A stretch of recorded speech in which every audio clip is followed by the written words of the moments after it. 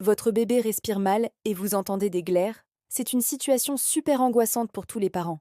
Aujourd'hui, on va voir ensemble les signes qui doivent vous alerter, les gestes qui peuvent vraiment aider, et on va parler d'un mot qui fait peur, la bronchiolite. Alors, pourquoi un bébé a-t-il des glaires? En fait, c'est tout à fait normal. Les glaires sont là pour protéger ses voies respiratoires.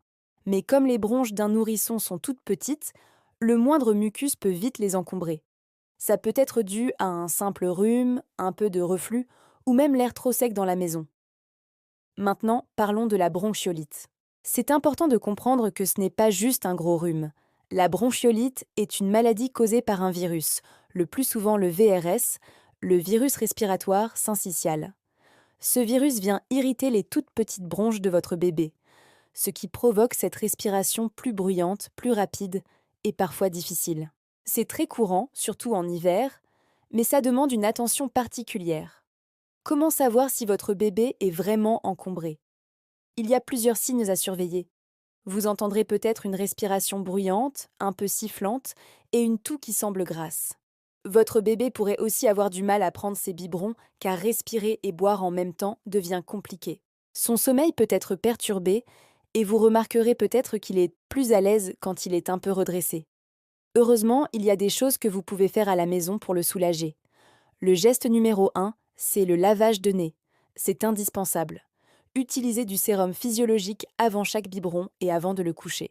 Pour bien le faire, allongez votre bébé sur le côté et injectez doucement le sérum dans la narine du dessus. N'hésitez pas à demander à votre pédiatre ou pharmacien de vous montrer. Pensez aussi à humidifier l'air de sa chambre. Vous pouvez aérer la pièce 10 minutes chaque jour, même en hiver, ou simplement poser une serviette humide sur un radiateur éteint. Quand il est éveillé, gardez-le en position semi-assise. Ça l'aidera à mieux respirer. S'il a du mal à boire, proposez-lui de plus petites quantités de lait, mais plus souvent. Enfin, un petit massage doux sur le torse ou le dos peut l'apaiser, avec des mouvements circulaires légers. Attention, ce n'est pas un traitement pour enlever les glaires, c'est juste pour le réconforter. Maintenant, le plus important, quand faut-il consulter un médecin? N'hésitez jamais si vous êtes inquiet. Allez voir un docteur si sa respiration devient vraiment difficile.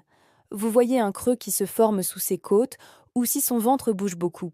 Si sa fièvre est élevée, s'il boit beaucoup moins que d'habitude, si ses glaires sont épaisses ou verdâtres, ou s'il y a moins de couches mouillées, c'est un signe qu'il faut consulter.